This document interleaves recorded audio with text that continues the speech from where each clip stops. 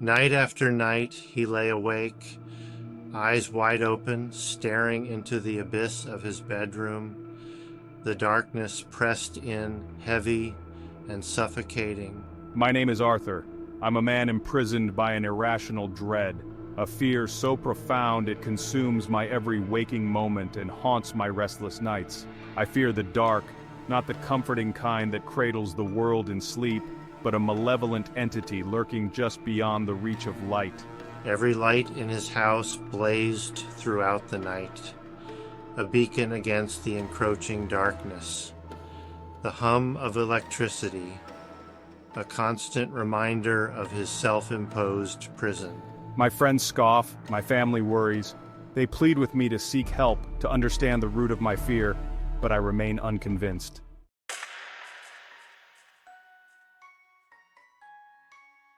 What Arthur failed to realize was the irony of his plight. The relentless light, his supposed savior, had become his tormentor. My shadow, a distorted mirror image, is my constant companion. It stretches and contorts with the flickering of the lights, a silent sentinel bearing witness to my descent into madness. At first Arthur paid it no mind, but as days bled into sleepless nights, his grip on reality began to slip. The shadows seem to writhe, to take on a life of their own. My once comforting light has become a stage upon which my deepest fears play out in a silent, terrifying ballet.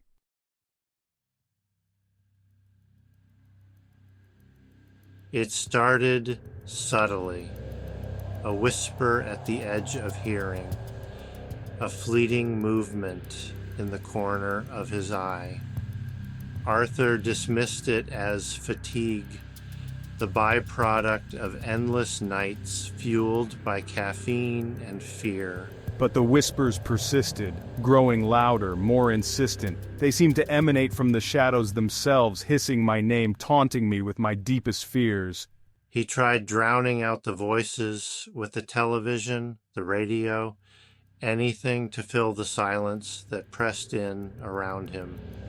Arthur was trapped, both by his fear and the relentless light that now seemed to amplify his paranoia.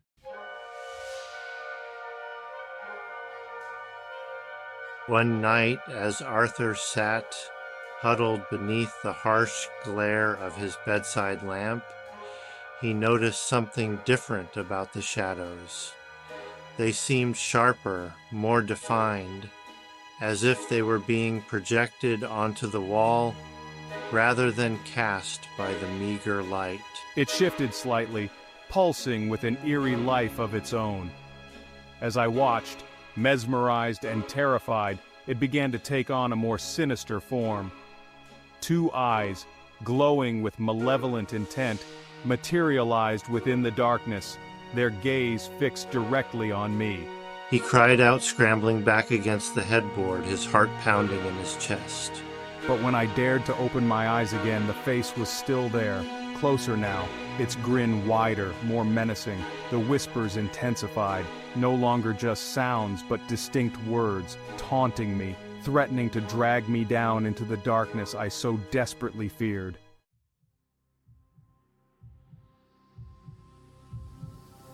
Panic seized me. I leaped from the bed, knocking over the lamp in my haste. The room was plunged into darkness, the sudden absence of light more terrifying than the shadows themselves. He fumbled for the switch, his fingers closing around the cold plastic. The light flickered back on, casting long, distorted shadows across the room. Arthur stared in horror.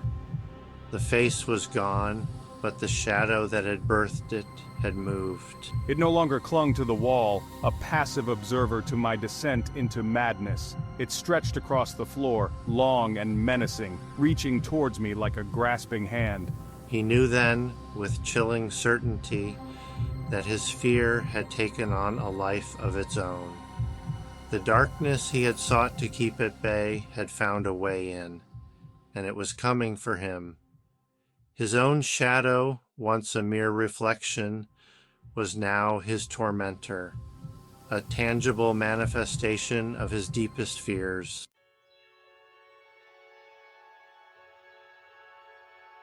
My once familiar home transformed into a labyrinth of shadows and shifting shapes. Every corner seemed to hold a new terror, every flickering light bulb casting grotesque figures on the walls. He tried to reason with his fear, to convince himself it was all in his mind.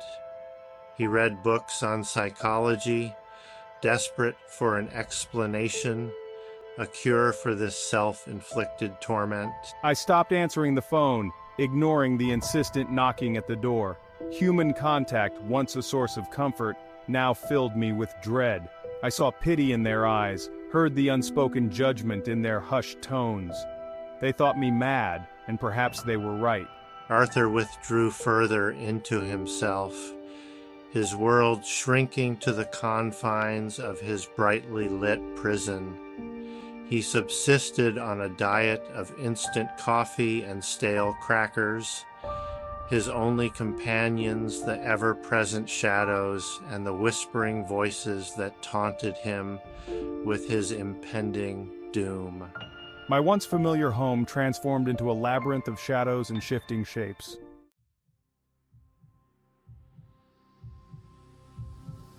Sleep, once a sanctuary, became a waking nightmare.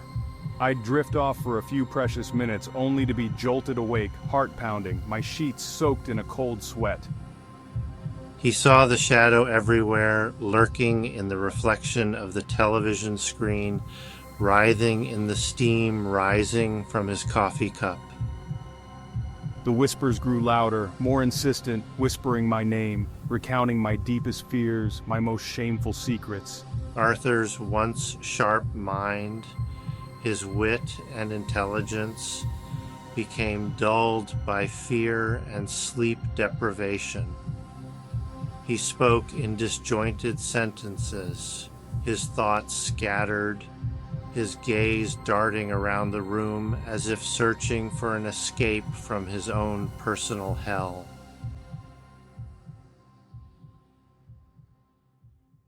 In a last desperate attempt to reclaim his sanity, Arthur decided to confront his fear head-on.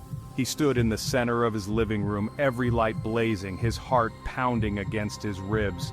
He closed his eyes, took a deep breath, and with trembling hands, flicked the light switch.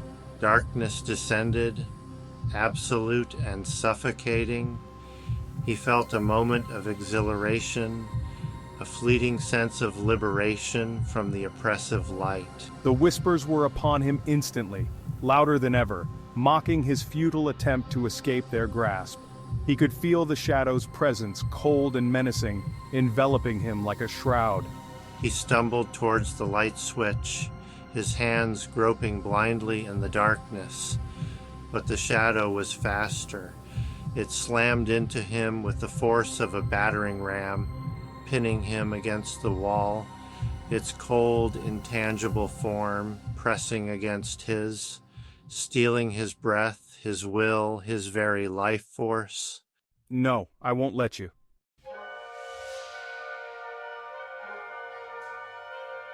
Arthur thrashed against the suffocating embrace, a primal scream trapped in his constricting throat. His fingers clawed at the wall, desperate for purchase, for something solid to cling to. He felt his feet leave the ground, his body lifted effortlessly into the air. Panic gave way to a strange, detached curiosity. His vision, blurred at the edges, began to fade in and out. He saw flashes of his life, his childhood home bathed in the warm glow of sunlight, his mother's loving smile, a forgotten birthday party, the laughter of friends. The air grew thin, his lungs burning with the effort to draw breath. Still, he struggled against the inevitable, his will to live flickering like a candle in the wind. I can't breathe. He refused to surrender to the darkness, not without a fight. I can't breathe.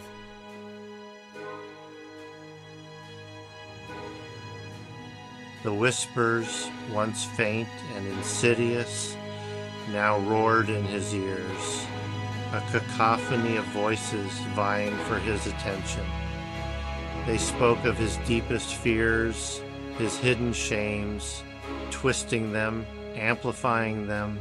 He heard the voice of his father, long dead, berating him for his weakness. He saw the faces of those he'd loved and lost, blaming him for their pain. Arthur wanted to scream, to deny the accusations. He realized then, with chilling certainty, that the whispers weren't external. They were echoes of his own fears, given form by the darkness. The realization brought a strange sense of peace. He closed his eyes, surrendering to the symphony of whispers.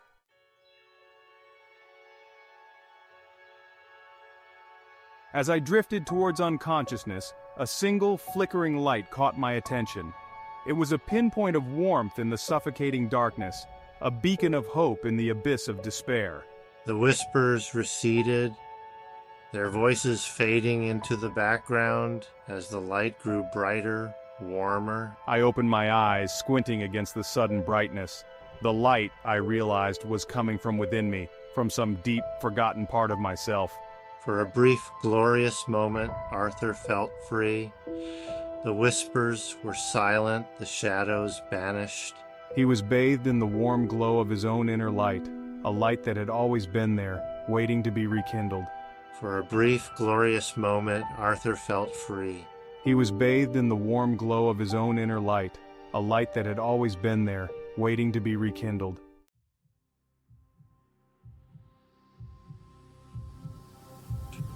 But the shadow, sensing its own demise, reacted with a surge of raw, primal fury.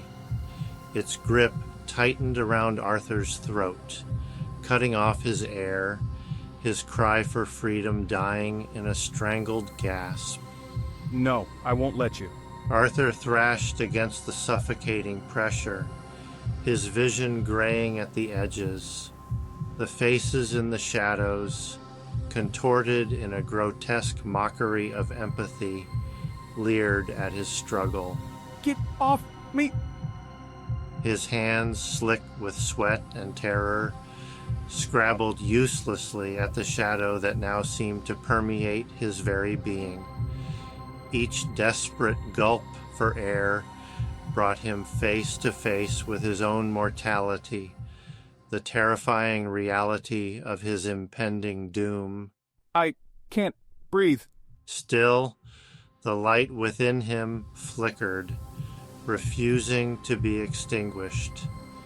It was a beacon of defiance in the face of oblivion, a testament to the enduring strength of the human spirit, even in its darkest hour. Arthur, his vision fading, focused his remaining strength on that single point of light.